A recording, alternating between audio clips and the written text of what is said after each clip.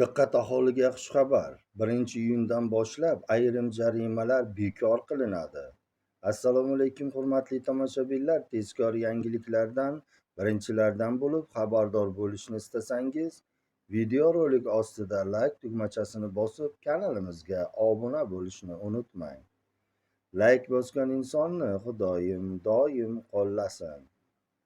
Diqqat qiling, Prezident topshirig'iga asosan aholining taklif va istaklarini inobatga olgan holda avtomobil yo'llarida harakatlanish tartibini yanada takomillashtirish, haydovchilarga qo'shimcha qulayliklar yaratish hamda ularni qiynab kelayotgan muammolarni bartaraf etishga qaratilgan hukumat qarori qabul qilindi.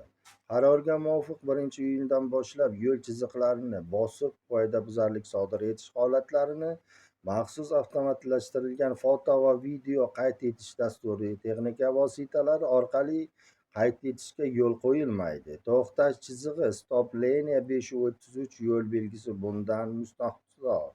Ya'ni haydovchi chiziqni bosib olsa, bu qoidabuzarlik fotoradar yoki videokamera orqali qayd etilmaydi. Demak, avtomatik ravishda jarima yozilmaydi, lekin yo'l-patrul xizmati xodimlari tomonidan aniqlanganda qoidabuzarlik o'rnatilgan tartibga rasmiylashtiriladi.